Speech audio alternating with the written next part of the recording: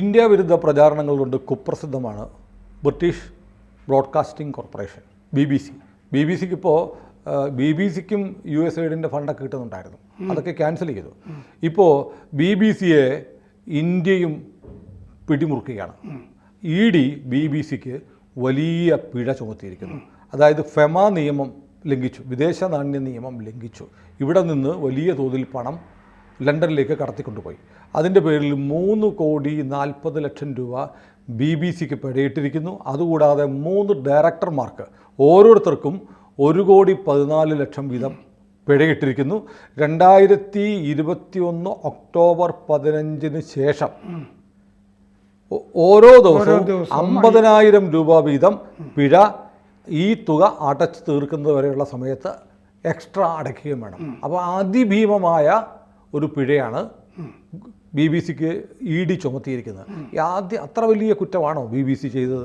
BBC ചെയ്ത കുറ്റം എന്തായിരുന്നു എന്ന് വെച്ചാൽ, അവർ ഇന്ത്യയിലെ ഈ ലാംഗ്വേജസ്, വിവിധ ഭാഷകൾ അതിൽ ചെയ്യുന്നുണ്ടായിരുന്നു. അതിൽ ഈ BBC-യുടെ ഹിന്ദി ഭാഷാ വിഭാഗത്തിൻ്റെ തന്നെ ചുമതല യെച്ചൂരിയുടെ ഭാര്യ സീമ ചിസ്തിക്കും ഒക്കെ ആയിരുന്നു. ഇവർ സ്വന്തമായിട്ടൊരു കമ്പനി ഉണ്ടാക്കി. BBC എന്ന് പറയുമ്പോൾ BBC-യുടെ മേൽവിലാസത്തിലാണല്ലോ ചെയ്യേണ്ടത്. ഈ ഭാഷാ സർവീസിനൊക്കെ വേറൊരു കമ്പനി ഉണ്ടാക്കി. കമ്പനി ഉണ്ടാക്കിയിട്ട് ഇവിടുത്തെ നിയമം എന്താണെന്ന് വെച്ച് കഴിഞ്ഞാൽ 26% FDI ഇതിലുണ്ടാകാവൂ, വിദേശ നിക്ഷേപം എന്ന് പറയുന്നത്. അത് വയലേറ്റ് ചെയ്യാൻ വേണ്ടിയിട്ടാണ് ഈ ഒരു ഇന്ത്യൻ കമ്പനി ഉണ്ടാക്കിയത്. അപ്പോൾ 26% എന്നുള്ള നിബന്ധന ലംഘിച്ചുകൊണ്ട് ഇവരിത് ചെയ്തതിൻ്റെ പേരിലാണ് ഈ ED ഇൻകം ടാക്സ് റെയ്ഡൊക്കെ നടന്നത്. ഇൻകം ടാക്സിൻ്റെ റെയ്ഡാണ് ആദ്യം നടന്നത് 2 കൊല്ലം മുമ്പ്. അത് കഴിഞ്ഞ് അതിൻ്റെ അകത്ത് ED ഫെമ വയലേഷനും ഒക്കെ കണ്ടിരുന്നു. ഇവിടെ നിന്ന് ഈ ലാഭം കിട്ടുന്നതൊക്കെ അടിച്ചുകൊണ്ട് പോവുകയാണ് വിദേശത്തേക്ക് എന്നുള്ളത് കണ്ടെത്തിയിരുന്നു. 2 കൊല്ലം മുമ്പ് ഇത് കണ്ടെത്തിയിരുന്നെങ്കിലും ഇപ്പോഴാണ് ഈ പിഴ ചുമത്തുന്നത്. ഈ പറഞ്ഞ പോലെ USAIDൻ്റെ ഫണ്ട് BBC-ക്കും കിട്ടുന്നുണ്ടായിരുന്നു എന്നുള്ളത് വാർത്ത വരുന്നതിൻ്റെ പിന്നാലെയാണ്. ഈ ഞാൻ വായിച്ച വാർത്തയിൽ 50,000 എന്നല്ല 5,000 രൂപ എന്നാണ് ദിവസം. ഒക്ടോബർ 15 ചിലപ്പോൾ അതായിരിക്കും ഞാൻ കണ്ടത്. എന്റെ ശ്രദ്ധയിൽപ്പെട്ടത് 50,000. എന്റെ ഓർമ്മ നീ പറഞ്ഞ 2020 ആണല്ലേ? 5,000 രൂപ വെച്ച് പിഴ അടയ്ക്കണം. 2021 ഒക്ടോബർ 15 മുതൽ ഈ തുക മറ്റേ പിഴ അടയ്ക്കുന്നത് വരെ ദിവസം 5,000 രൂപ വെച്ചിട്ട് ആ 3 ഡയറക്ടർമാർ Giles Antony Hunt, Indu Shekhar Sinha, Paul Michael Gibbons, അവർക്കാണ് ഓരോരുത്തർക്കും 1.14 കോടി പിഴ ചുമത്തിയിരിക്കുന്നത്. ഈ 3 BBC ഉദ്യോഗസ്ഥരുടെ പേരിലാണ് ആ ഇന്ത്യൻ കമ്പനി ഉണ്ടാക്കിയിരുന്നത്. അതായത് നമ്മുടെ നിയമം അനുസരിച്ച് ഒരു വിദേശ മാധ്യമങ്ങൾക്ക് ഇന്ത്യയിൽ പൂർണ്ണ തോതിൽ നിക്ഷേപം നടത്തി കമ്പനി തുടങ്ങാൻ പറ്റില്ല. അതുകൊണ്ട് 26% വരെ മുടക്കാം. ബാക്കിയുള്ളത് 74% ഇന്ത്യൻ നിക്ഷേപമായിരിക്കണം. അതുകൊണ്ട് BBC-ക്ക് ഇന്ത്യയിലെ ഭാഷാ ചാനലുകൾ തുടങ്ങാൻ പറ്റിയില്ല. അതുകൊണ്ട് എന്ത് ചെയ്തു, ഇവർ ചേർന്നിട്ട് ഒരു ഇന്ത്യൻ കമ്പനി അങ്ങ് ഉണ്ടാക്കി. എന്നിട്ട് BBC-യുടെ കാശ് മുഴുവൻ അതിൽ നിക്ഷേപിച്ചു. അതാണ് തട്ടിപ്പ് നടത്തിയത്. ആ തട്ടിപ്പ് നടത്തുന്നതിൻ്റെ കൂട്ടത്തിൽ ഇവിടുത്തെ വലിയ അഴിമതി വിരുദ്ധ പ്രസ്ഥാനത്തിന്റെ നേതാവായ സീതാറാം യെച്ചൂരിയുടെ ഭാര്യ ഉണ്ടായിരുന്നു. അതൊക്കെ ഉണ്ടായിരുന്നു. സീമ ചിസ്തി. യെച്ചൂരി ഇതൊന്നും അറിഞ്ഞിട്ടേ ഇല്ല. പുള്ളിക്ക് അതൊന്നും അറിയില്ലല്ലോ. പുള്ളിക്കൊന്നും അറിയില്ല, ശിശുവാണല്ലോ. അതെ. അപ്പോൾ അതിൻ്റെ ഹിന്ദി വിഭാഗത്തിൻ്റെ ചുമതലയായിരുന്നു അവർക്ക്. നമ്മൾ ഈ വിദേശ നിക്ഷേപം ഇവിടുത്തെ മാധ്യമ മേഖലയിൽ ഈ 26% പരിമിതപ്പെടുത്തിയിരിക്കുന്നത് എന്താണെന്ന് വെച്ച് കഴിഞ്ഞാൽ, ഇവിടുത്തെ പത്രസ്ഥാപനങ്ങളുണ്ടല്ലോ. ഞാൻ നേരത്തെ ഈ മാത്തുക്കുട്ടിച്ചായൻ കേന്ദ്രത്തിലേക്ക് നിവേദനങ്ങൾ അയക്കുന്നതൊക്കെ കണ്ടിട്ടുണ്ട്. അത് എഴുതുകയും ചില സമയത്ത് എഴുതേണ്ടിയൊക്കെ വന്നിട്ടുണ്ട്. അതെന്താണെന്ന് വെച്ചാൽ, ഇവിടെ സ്വതന്ത്ര പത്രപ്രവർത്തനം നടത്തുന്നതിന് വിഘാതമായിരിക്കും ഈ വിദേശ നിക്ഷേപങ്ങൾ ഇതിൻ്റെ അകത്ത് വന്നാൽ എന്നുള്ള കാഴ്ചപ്പാടിലാണ്. അത് ഈ ദോയൻസ് എന്നൊക്കെ പറയുമല്ലോ, പൂർവ്വസൂരികൾ, വലിയ പത്രപ്രവർത്തകരൊക്കെ ഉണ്ടായിരുന്ന കാലത്തുള്ള കാഴ്ചപ്പാടാണത്. അല്ലാതെ റൂപ്പർട്ട് മർദോക്ക് വന്നിട്ട് അയാൾക്ക് തോന്നുന്ന പോലെ ഒരു വക പാപ്പറാസി സംസ്കാരത്തിൽ പത്രപ്രവർത്തനം ഇവിടെ അടിച്ചേൽപ്പിച്ചു കഴിഞ്ഞാൽ ഇന്ത്യയുടെ പത്രപ്രവർത്തനം മുഴുവൻ അങ്ങനെ ആയിപ്പോകും. ആ സൺ എന്ന് പറഞ്ഞ ടാബ്ലോയിഡ് നടക്കുന്ന പോലെയൊക്കെ വരും. അപ്പം നമ്മുടെ സംസ്കാരവും നമ്മുടെ സ്വാതന്ത്ര്യവും ഒക്കെ നിലനിർത്തുന്ന വിധത്തിൽ വേണം ഇവിടെ മാധ്യമ പ്രവർത്തനം എന്ന കാഴ്ചപ്പാടിലാണ് ഇത് ചെയ്തിരിക്കുന്നത്. തിരിച്ചാണ് ഇവിടെ മാപ്രകൾ ചെയ്യുന്നത് എന്നുള്ളത് നമുക്കറിയാം. ഈ USAID കാശ് മേടിച്ചത് ആരൊക്കെയാണെന്നുള്ള വിവരമൊക്കെ പുറത്തു വരുമല്ലോ. പല വന്നു കഴിഞ്ഞല്ലോ. കേരളത്തിലെ ഒരു വലിയ പത്രത്തിന്റെ മുതലാളിയും ആ കൂട്ടത്തിലുണ്ട്. ഇപ്പോൾ സയ്യിദ് നസാക്കാത്തിൻ്റെ പേര് ഞാൻ പറഞ്ഞു. ഇപ്പോൾ ഇന്ത്യൻ എക്സ്പ്രസ്സിൽ ഇന്നലെ ഒരാൾ വാർത്ത എഴുതിയിരുന്നു, വളച്ചൊടിക്കുന്ന വാർത്ത, ഡൽഹി ഇന്ത്യൻ എക്സ്പ്രസ്സിൽ. അതാണ് ഈ ബംഗ്ലാദേശിന് കിട്ടിയ 21 മില്യൺ ഡോളറിനെ പറ്റിയിട്ടാണ് ഇവിടെ സംസാരിച്ചുകൊണ്ടിരിക്കുന്നത്, ഇന്ത്യയുടെ തുകയല്ല എന്ന് പറഞ്ഞ് വളച്ചൊടിക്കുന്ന റിപ്പോർട്ട്. ട്രംപ് നേരിട്ട് പറഞ്ഞല്ലോ, ഇന്ത്യയിൽ മറ്റാരെയോ കൊണ്ടുവരാൻ വേണ്ടിയാണ് ഈ പൈസ മുടക്കിയത് ട്രംപ് മിനിഞ്ഞാന്നും പറഞ്ഞു, ഇന്നലെയും പറഞ്ഞു. അപ്പോൾ ആ ഇന്ത്യൻ എക്സ്പ്രസ്സിൽ ഈ റിപ്പോർട്ട് എഴുതിയ അയാൾക്കും പൈസ കിട്ടിയിട്ടുണ്ട്. അയാൾ പൈസ കിട്ടിയിട്ടുണ്ട്. അയാൾ പൈസ വാങ്ങിച്ച രാഹുൽ ഗാന്ധിക്ക് വേണ്ടി എഴുതിയിരിക്കുക. ഇന്നിപ്പോൾ മനോരമയിലും വാർത്ത വന്നിട്ടുണ്ട്, അതിപ്പോൾ തെറ്റിദ്ധാരണ, കിട്ടാത്ത പൈസയ്ക്ക് വേണ്ടിയിട്ടാണെന്ന്. അപ്പോൾ മനോരമയ്ക്ക് കിട്ടിക്കാണും.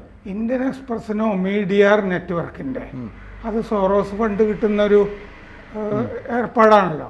അപ്പോൾ മീഡിയാർ നെറ്റ്വർക്കിൻ്റെ പൈസ ഇന്ത്യൻ എക്സ്പ്രസ്സിന് കിട്ടിയിട്ടുണ്ട്. വലിയ തമാശ എന്ന് പറഞ്ഞാൽ, ഞാൻ മനോരമ വായിച്ചപ്പോൾ എനിക്കുണ്ടായ, ട്രംപ് പറഞ്ഞു ഇന്ത്യയിൽ മോദി അല്ലാതെ മറ്റാരോ അധികാരത്തിൽ വരാൻ വേണ്ടിയിട്ടാണ് ബൈഡൻ സർക്കാർ ഈ പണം 21 മില്യൺ ഡോളർ കൊടുത്തത് എന്ന് ട്രംപ് മിയാമിയിൽ നടന്ന ബിസിനസ് സമ്മിറ്റിൽ പ്രസംഗിച്ചു.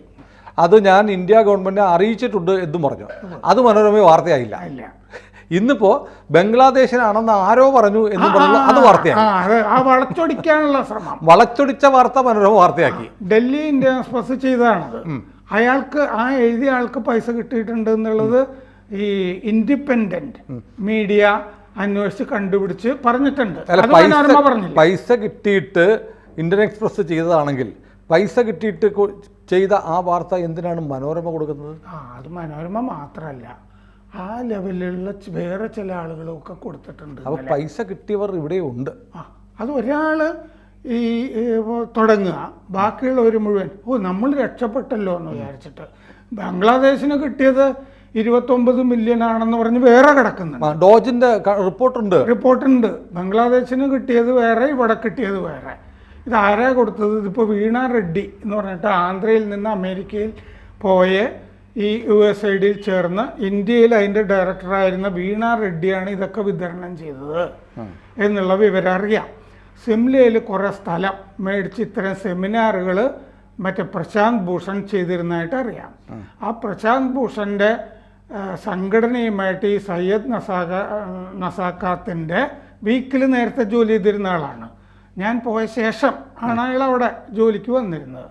അയാളുടെ ഫാക്ട് ശാല എന്ന് പറഞ്ഞിട്ടൊരു സംഭവമുണ്ട്. അതിന് ഈ ഫണ്ടിങ് ഒക്കെ കിട്ടുന്നുണ്ട് പലതിൻ്റെ. അയാളും കൂടി ചേർന്നിട്ടാണ് ഈ പ്രശാന്ത് ഭൂഷൻ്റെ ഷിംലയിലെ പരിപാടികളൊക്കെ ചെയ്യുന്നത്, ശില്പശാല.